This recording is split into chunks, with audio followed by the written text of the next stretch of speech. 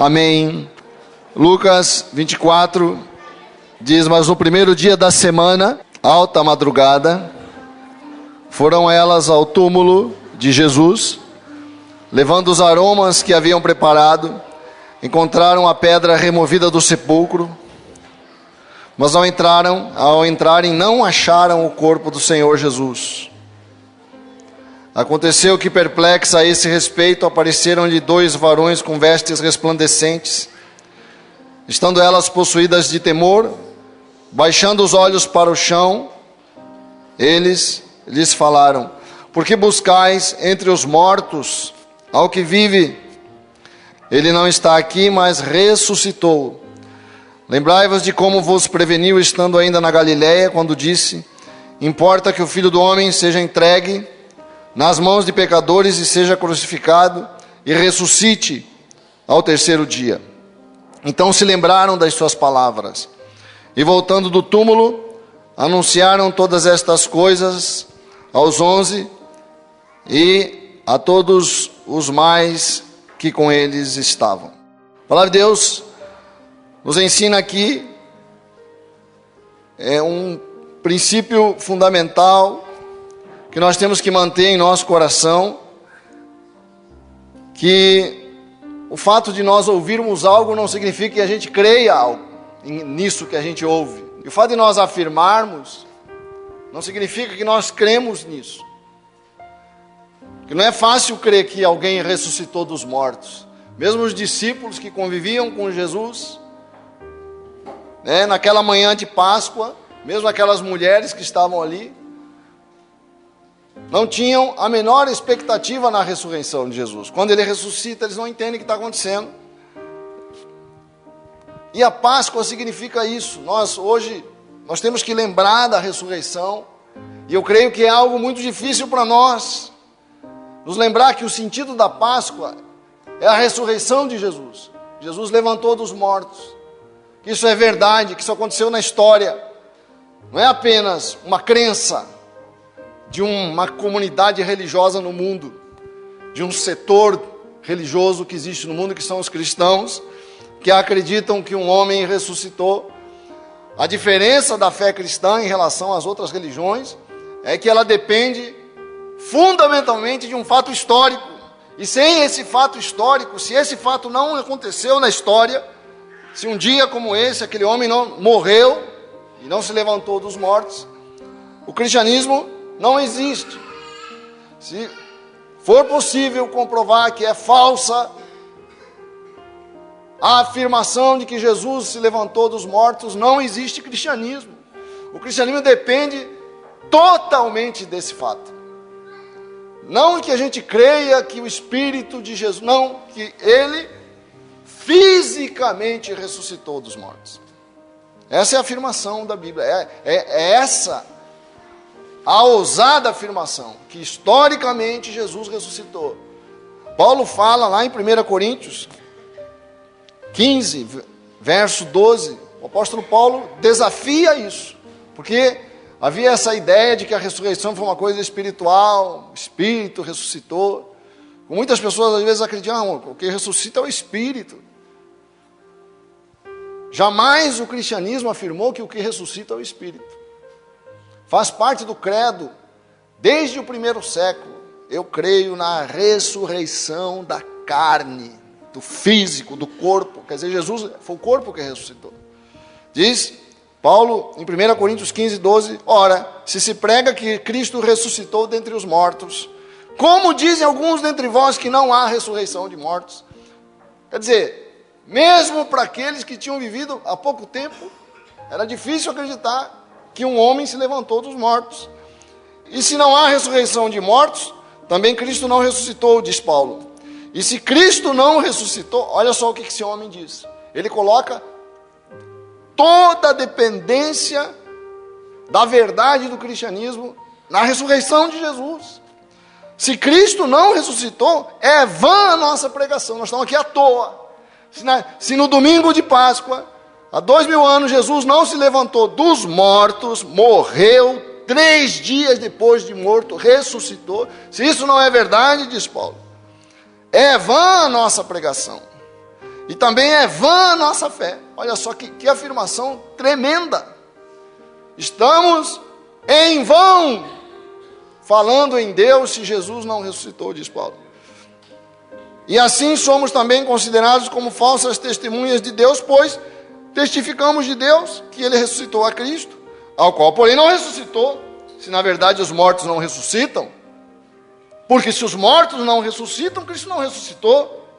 E se Cristo não ressuscitou, é vã, ele fala de novo, é vã a vossa fé, e ainda permaneceis nos vossos pecados. E também os que dormiram em Cristo estão perdidos. Se esperamos em Cristo, só nesta vida somos os mais miseráveis de todos os homens. Aí ele diz, mas de fato Cristo ressuscitou dentre os mortos. Quero ouvir um amém? Amém. Sabe, fala historicamente, ele ressuscitou no tempo e no espaço, na história. E nós precisamos crer nisso. E entender que toda a nossa fé depende disso. Para nós é muito difícil pensar nisso, que Jesus ressuscitou na Páscoa, porque a morte, nós não nos ocupamos mais de refletir sobre a ressurreição, porque a morte é algo que está muito distante de nós. Eu tive o cuidado de fazer uma conferência, porque um homem da Idade Média, ele vivia muito pouco. A média de idade, a expectativa média de vida de um homem da Idade Média era de 30 anos. Você acredita nisso? Parece mentira, né?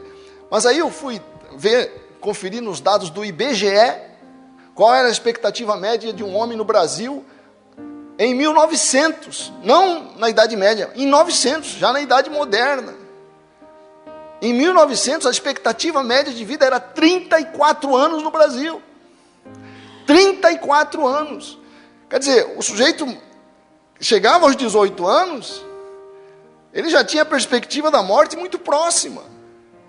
Então as questões da eternidade eram prementes, eram urgentes. Hoje não. Hoje nós não vamos morrer nunca. Essa é a nossa sensação. Que eternidade, eu quero viver aqui agora. Né? Nós não temos mais como essa perspectiva próxima de nós. O homem hoje, ele tem a sensação de que não vai morrer nunca. Mas olha só o que Paulo fala, se a nossa esperança em Cristo se limita apenas a esta vida, somos os mais infelizes de todos os homens. Quer dizer, nós vamos viver para sempre, é isso que Paulo está falando. Eu falei aqui na Sexta-feira Santa, quero falar para você de novo, daqui a 100 anos nós vamos estar juntos. Daqui a 200 anos nós vamos estar correndo nos campos do Senhor, nas colinas do nosso Deus, nas praias do nosso Deus. Amém? Daqui a 200 anos. E é bom nós pensarmos onde nós estamos. Porque por mais que tenha se estendido em alguns países da Europa a expectativa de vida até quase 90 anos, daqui a 200 anos, onde é que nós vamos estar, né? É isso que a Páscoa nos diz. A Páscoa nos lembra que você não vai morrer nunca.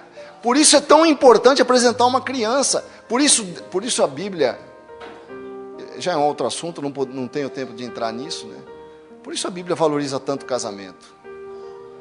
Sabe? Deus sabe que uma vida, uma criança que nasce, por isso o ato da união conjugal é um ato tão importante. Não é porque Deus é puritano, não. É porque uma alma é uma questão eterna. Quando nasce uma criança, é uma alma imortal que está nascendo. E Eclesiastes fala isso. É interessante isso. A palavra de Deus fala que Deus pôs o anseio da eternidade no coração do homem. O anseio. Nós temos uma sensação de eternidade. Porque Deus pôs isso na nossa alma, para a gente buscar a eternidade. Por isso a Páscoa é tão importante, porque a Páscoa cumpre esse anseio em nossa alma. Paulo fala, e é surpreendente que ele diga isso, porque é algo muito estranho para nós. Se nós formos honestos, nós temos a mania de ler a Bíblia como se ela fosse a coisa mais normal do mundo. Mas a Bíblia faz afirmações totalmente fora da nossa realidade. Paulo, por exemplo, diz aqui em Filipenses, capítulo 1, Vamos ler, verso 21. Se a gente for honesto, isso aqui é um escândalo que Paulo está falando. Ninguém quer saber disso aqui. Ele diz, porque para mim o viver é Cristo e o morrer é lucro. Morrer para mim é lucro. Eu quero viver para cumprir meu papel, meu propósito, mas o que eu quero mesmo é ir para a glória. Quem que fala isso aqui? Todo mundo aqui é crente, mas ninguém quer ir para a glória. Né? O bispo Vitor que dizia, todo mundo fala que ama a Deus, mas deixa para chegar depois, tá, Deus? Eternidade depois, né? Deixa eu viver aqui, né? Para mim o viver é Cristo, mas Paulo não era assim, e ele fala honestamente, né?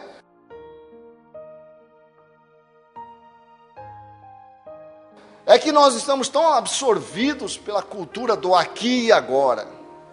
A vida é aqui. Isso é tão forte na nossa alma, que o prazer, a experiência mais importante para nós é aqui e agora. É muito difícil nós concebermos que a eternidade é muito melhor do que isso. Paulo diz que morrer é muito melhor.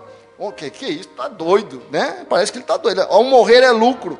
Mas se o viver, ele está dizendo, se eu continuar aqui, me der fruto da minha obra, não sei então o que devo escolher. Mas de ambos os lados estou em aperto, tanto em permanecer vivo, quanto partir. Tendo o desejo de partir. Por que Paulo tinha desejo de partir? Porque ele tinha experimentado a glória. A Bíblia diz que ele teve uma experiência, ele sabia o que era. Tendo o desejo de partir e estar com Cristo, porque isto é ainda muito melhor. Aí ele fala, mas julgo mais necessários, por amor de vós, ficar aqui. Então, Paulo não tinha esse pavor que nós temos da morte, esse pavor, essa morte, aquela coisa tenebrosa. Para ele, porque ele acreditava na eternidade. Paulo teve uma experiência, e isso nós temos que colocar em nosso favor, que nós não tivemos. Paulo viu Jesus. Viu. Aliás, quando eu falo que a ressurreição é um fato histórico, nós temos que acreditar nisso. Nós temos que ter fé que Jesus ressuscitou, é claro. Mas não pode ser uma fé no nada. Fé no que aconteceu. Paulo, quando ele fala aqui em depois você lê esse texto de 1 Coríntios 15, Paulo vai falando assim, não, como é que vocês falam que Jesus não ressuscitou? Ele diz, ele apareceu para fulano, apareceu para Cefas, depois apareceu para Tiago, e aí ele vai contando, depois apareceu para os 12, aí ele fala assim, depois apareceu para mais de 500 pessoas, das quais a maioria ainda vive. Você imagina ele falando, Paulo está falando assim, ele apareceu para fulano, para cicrano, para beltrano, todo mundo estava vivo. Vai lá conferir se você não acredita. Quer dizer, várias testemunhas. Paulo não foi uma visão de uma pessoa, não. Um viu, depois outro viu, depois outro viu, depois 12 viram, depois 500 viram. E Paulo afirma isso, dos quais muitos ainda vivem, quer dizer, tem endereço, tem nome, tem família, vai lá perguntar se eles não viram Jesus vivo. Agora, eu pergunto para vocês, por que vocês acham que os apóstolos mudaram tanto? Por que os apóstolos que fugiram quando Jesus morreu, se acovardaram, Pedro chegou a negar Jesus, o que será que aconteceu para esses caras mudarem de tal forma que mudaram o planeta? Chegaram com uma coragem que não tinha, dizendo, não, ressuscitou, Jesus ressuscitou. É claro que eles passaram por uma experiência que mudou toda a visão que eles tinham da realidade. Não tem outra explicação, ninguém muda dessa forma. Ninguém enfrenta a morte como eles enfrentaram. Ninguém muda o mundo, porque a fé cristã mudou o Império Romano, venceu o Império Romano. Do nada, 12 pescadores, camponeses que estavam acovardados porque morreu o mestre, tudo que a esperança deles tinha morrido, de repente eles aparecem com uma coragem absurda, enfrentando os judeus, enfrentando o império. De onde é que eles tiraram essa coragem? Aconteceu alguma coisa. Fala para o teu irmão, eles viram o rei, diz isso para ele, né? Então, eu queria que nós lembrássemos, com base nisso, com base nesse fato histórico, É interessante que hoje você encontra no YouTube, algumas vezes legendado, outras não, né? Debates hoje, nas grandes universidades dos Estados Unidos, em Princeton, em Berkeley, em Harvard. Debates, tem um debatedor chamado William Craig, e ele debate com ateus, e ele dá vários fundamentos por debate. Deus existe, debates dessa natureza. Interessante isso, né, que nas universidades estejam debatendo isso. Você encontra, se você colocar lá na God Debate, quer dizer, Deus, debate sobre Deus, você vai encontrar vários debates nas grandes universidades americanas sobre essa questão. E esse William Craig, ele dá várias razões por que ele acredita em Deus, e uma que ele fala, é a ressurreição de Jesus. Porque ele sustenta que Jesus ressuscitou e que tem como provar. Porque não é possível que tantas testemunhas tenham se enganado em momentos diferentes. E é maravilhoso isso. Isso eu creio que na Páscoa nos lembra, eu quero rapidamente falar de 3 aspectos que nós temos que nos lembrar e sair daqui com a nossa alma cheia dessa convicção nesta Páscoa. A primeira coisa que nós temos que lembrar, que a nossa fé pertence ao mundo sobrenatural. Deus é um Deus que está fora do natural. Ele não está sujeito. Acho que a ressurreição nos revela isso. Deus não está preso nas leis da natureza.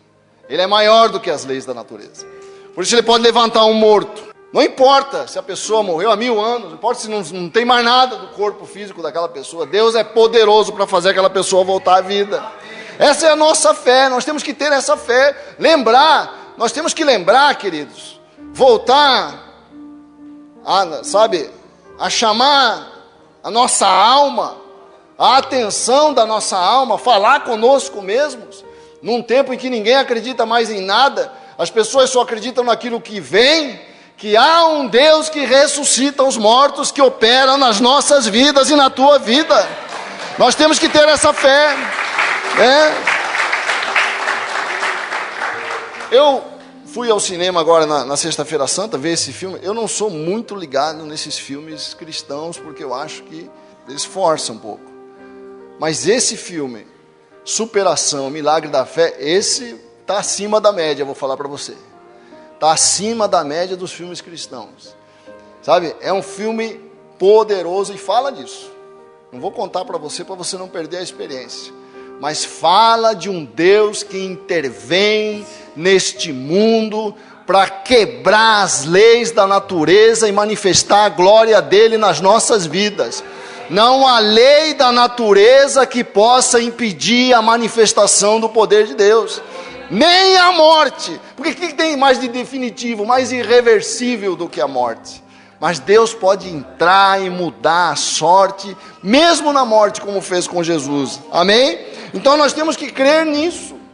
Nós temos que crer nisso, porque muitas vezes nós estamos amarrados pelos problemas da vida. Nós temos que crer que Deus é um Deus que pode trazer o sobrenatural para a sua realidade. Deus fala conosco de diversas formas. Às vezes não é uma voz, mas, sabe, uma sensação, um insight, uma palavra de um irmão, algo que me chama a atenção. Deus fala conosco, sabe? Deus não foi embora do mundo. Deus não nos abandonou à nossa sorte. Deus vive, é isso que a Páscoa vem nos dizer. Jesus ressuscitou e, sabe, vários aspectos da nossa vida podem ser trazidos da morte para a vida. Um Deus que traz o sobrenatural para a nossa realidade. A Bíblia fala lá em Romanos, capítulo 8, verso 11, se o Espírito, quer dizer que há um Espírito, o universo, a Terra está no meio do universo, pendurado ali, né? Pelas forças da gravidade, forças que ninguém no fundo entendem bem. No meio do espaço, suspensa a Terra. O universo, essa coisa tremenda, magnífica. Eu creio que é sustentado pela palavra de Deus. Deus criou e Deus sustenta o universo. Claro que há leis físicas, mas Deus estabeleceu todas essas coisas. Amém? E a Bíblia fala, e no universo Isso que nós temos que crer. Você, se você é crente, é algo que você precisa trazer para a sua realidade. O universo, existe uma força no universo que opera quando as pessoas têm fé. Existe no universo uma força que opera em favor daqueles que têm fé. E essa força se chama a bênção de Deus. Nós podemos chamar da bênção, mas existe uma realidade que pode mudar a sua sorte quando você crê em Deus, quando você busca Deus, quando você ora, quando você diz: Deus, eu não aguento mais, me ajuda, me livra, quebra essa cadeia na minha vida. Amém? A Bíblia fala: se o Espírito daquele que dentre os mortos ressuscitou a Jesus habita em vós, quer dizer, essa realidade, o Espírito não é uma coisa, sabe, não é uma coisa que eu crio, é uma realidade que está aí fora de mim, já existia antes de eu nascer, vai continuar existindo depois de eu morrer, mas é uma força que está aí viva na terra. O Espírito de Deus, aquele que dentre os mortos ressuscitou a Cristo, também trará vida aos vossos corpos mortais pelo seu Espírito que em vós habita. A segunda coisa que nós temos que lembrar, queridos, na Páscoa, que a Páscoa é um tempo de libertação. É um tempo para Deus quebrar correntes. Foi isso que Deus fez com o povo de Israel no Egito. A primeira Páscoa foi celebrada, quando Deus desceu porque ouviu os gemidos do seu povo. Essa é a razão. Deus veio para livrar Israel da servidão do Egito. Essa foi a primeira Páscoa, simbolizando o livramento que nós teríamos da morte. Deus livra Israel da morte quando os primogênitos do Egito sofrem a 10ª praga. Quer dizer, Deus não quer que nenhum de nós ande em servidão. Deus não quer que nenhum de nós ande em jugo. Você sabe o que é um jugo? O que é um jugo? Quem sabe o que é um jugo aqui? Uma canga. O boi, você põe no pescoço do boi, para você conduzir o boi, dominar o boi.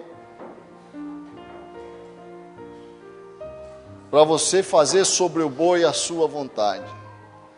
Por isso que Jesus fala: vinde a mim todos vós que estáis cansados, e provai de mim que sou manso de coração, que meu jugo é suave e meu fardo é leve. Há um jugo, de você. Eu casei com essa mulher, estou debaixo de um jugo. Mas graças a Deus é um jugo suave. Presta atenção. E é por isso que se fala, por isso que ela é cônjuge. Somos companheiros de jugo. Eu estou debaixo do jugo dela e ela está debaixo do meu jugo. Quer dizer, ela é obrigada a me suportar, Mas eu tenho que ser uma canga leve para ela. Amém? Nós escolhemos, você debaixo de algum jugo você vai estar, na medida que eu vou me comprometendo, mas são jugos que eu escolho porque eu quero realizar coisas com alguém. Sempre que eu quero realizar coisas com outra pessoa, não tem como eu realizar uma família sozinho, preciso de uma mulher que seja a minha companheira de jugo na vida, na aventura da existência, Mas o jugo não pode ser algo que te leva a fazer aquilo que você não quer fazer, aquilo que você, está sendo destruído para. O jugo não pode ser destrutivo para você. Pode ser como era o Egito sobre Israel. Era uma canga insuportável. O povo gemia de dor. É isso que a Bíblia fala. E a Páscoa vem nos lembrar que Deus veio para nos livrar do jugo. Você não pode estar debaixo de jugo, meu irmão. Quero ouvir um amém. Amém. Jugo emocional, aquelas emoções confusas, aquela timidez limitadora, aquela sensação absurda de que eu não posso fazer. Que jugo é esse que me tirou a confiança na vida, a confiança de que eu posso realizar e, agredir a vida e vencer? O que tirou a minha confiança? De onde vem essa timidez, essas limitações emocionais que nós carregamos? Jugo, servidão. A Páscoa vem para lembrar que Deus entra na sua vida para quebrar o jugo. para quebrar a enfermidade, para quebrar aquilo que tem. Eu gosto demais, né, do texto em que Jesus cura a mulher encurvada. A mulher não ficava assim, não conseguia levantar. Imagina o tamanho da canga que foi posta no pescoço dessa mulher. Jesus fala: e não era a hora desta filha de Abrão ser libertada das mãos de Satanás? Quer dizer, aquela força que mantinha, aquele jugo, aquela canga. Muitas vezes nós estamos debaixo de uma canga, sabe, que nos envergonha, uma dívida, uma enfermidade, sabe, uma dor, algo que vai arrastando a gente. Páscoa, hoje é o dia da libertação, diz a palavra de Deus, amém? A palavra de Deus fala lá em Isaías 45, vamos ler, verso 2, a Bíblia fala assim, Deus falando: eu irei adiante de ti e endireitarei os caminhos tortuosos, teus caminhos vão ficar retos em nome de Jesus.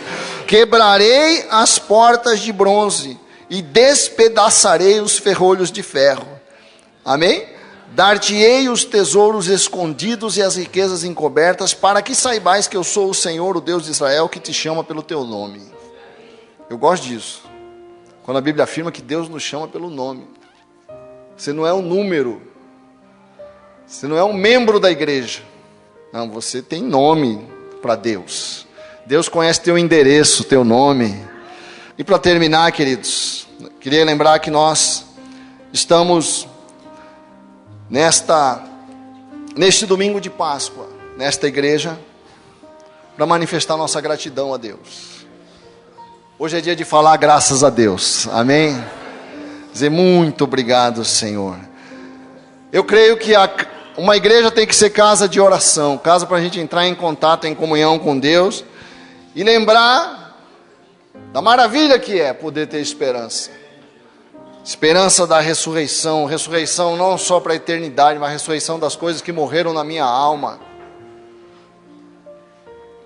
Eu tive um período muito difícil quando eu era adolescente, fiquei longe da família, isso me abalou muito. E eu passei por algumas experiências muito difíceis, ali nos 18, 19 anos, perda de pai, irmão, e outras situações complicadas. E eu, antes de me converter, eu estava numa situação muito difícil, em termos de estrutura emocional, mental. E uma coisa que eu comecei a perceber, que eu não conseguia mais sentir a vida. Lembro que a minha mãe morreu, eu fui para o enterro da minha mãe, olhava para as pessoas, olhava para a minha mãe ali, não sentia nada. Ao mesmo tempo que eu via a minha mãe e não sentia nem tristeza, nem nada, eu me desesperava porque achava aquilo horrível. Eu olhava assim e pensava assim: que tipo de ser sou eu que não sinto dor pela morte da minha mãe? Me assustava aquilo. Eu falei: será que eu estou enlouquecendo? Alguma coisa está acontecendo comigo? Eu lembro que eu me converti, não tive emoção nenhuma também, todo mundo se emocionava, chorava. Eu acreditei que era verdade, fui caminhando naquilo. Às vezes fazia força para sentir alguma emoção. Todo mundo fechava o olho, eu fechava o olho também. Todo mundo levantava a mão também.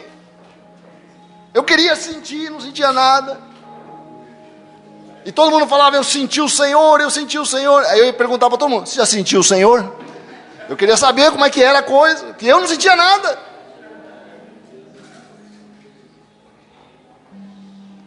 Mas, uma vez conversando com uma pessoa, ela me falou, me deu uma explicação que bateu bem na minha alma. Ela falou assim: sabe qual foi o teu problema? Eu fui contando minha história, minhas experiências. Você desligou o disjuntor. Eu falei: como assim? Você recebeu uma carga de estresse, de dor e problemas, que você desligou o disjuntor. Você apagou a tua capacidade de sentir para você poder não enlouquecer. Talvez tenha sido isso. Mas e como é que eu faço para ligar o disjuntor de novo? E agora? O disjuntor está desligado até agora.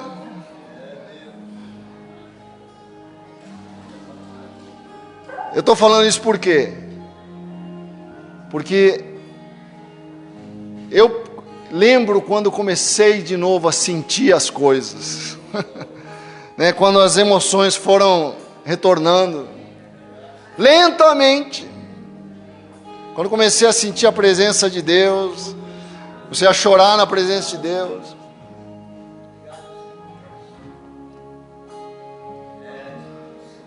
E eu acho que isso que a ressurreição fala.